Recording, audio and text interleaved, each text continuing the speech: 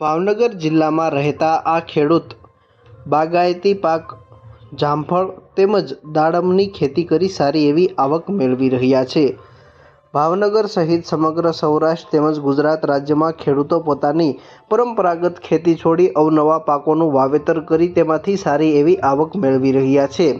ખાસ કરીને બાગાયતી પાકોનું વાવેતર ખેડૂતો દ્વારા વધુ પ્રમાણમાં કરવામાં આવી રહ્યું છે।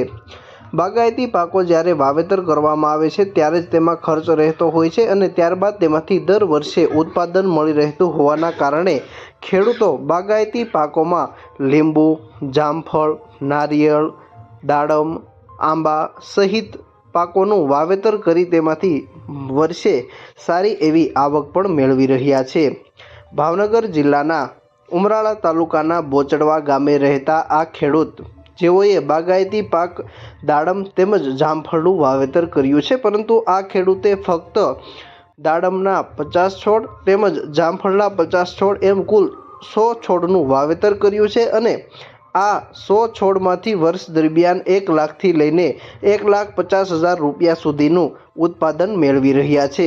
જુદા જુદા સ્થળે તૈયાર થતા પાકોનું વેચાણ કરવામાં આવે છે અને તેમાંથી આ ખેડૂત પોતે સારી એવી આવક મેળવી રહ્યા છે। ખાસ કરીને તેની માવજતમાં દેશી ખાતર સહિતનો ઉપયોગ કરવામાં આવે છે। મારો પરિચય છે રાઘવજીભાઈ ખોડાભાઈ ઝાલા, ગામ બોચડવા, ભાવનગર જિલ્લો, તાલુકો ઉમરાળા।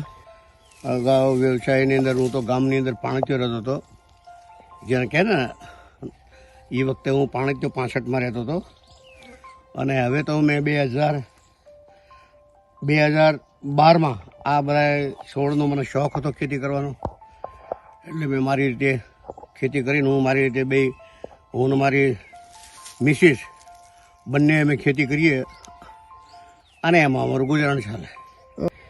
મને આમાં એવું હતું કે મને બાગાયતમાં મારે જવું છે અને મને આનો શોખ હતો। પછી હું ગાડી લાવ્યો, એમાં ગાડીની ટ્રોલી બનાવીને હું પોતે ફરતા ગામમાંથી પોદળો વીણી લાવતો। એ પોદળો વીણી અને હું આમાં નાખતો હુંડલે અને મને આમાં એક શોખ થયો કે ભાઈ મારે આ કરવું જ છે। તો આજુબાજુના ગામમાં, આજુબાજુના વિસ્તારમાં હું એમાં ગાડીથી મેં ટ્રોલી બનાવી, જાતે મેં બનાવી છે ટ્રોલી, અને એ બધા પોદળા ઉપાડી હું આમાં નાખતો અને મને આ શોખ હતો એટલે મેં અને આ જે બાળક છે આપણું બાળક, અને આપણા બાળકની જેટલી માવજત કરીએ, સાફ સુથરું રાખીએ, એટલું આપણું બાળક જ્ઞાની થઈ શકે, ભણતરમાં આગળ વધી શકે, વિકાસ કરી શકે। એમ આના છોડની અંદર ગોળ જેવો ખાતર નાખવું, એના સૂકવા ઝાડ જે હોય કટિંગ કરવું અને માવજત કરો, એટલું એનું ઉત્પાદન સારું મળી શકે। અંદાજે 12 મહિનાની અંદર તો હું 1-1.5 લાખ રૂપિયાનું ઉત્પાદન મેળવું છું। તો હું કપાસ કરતો હતો, કપાસની ખેતીમાં મને આ વિચાર આવ્યો કે આ કરવું એમ।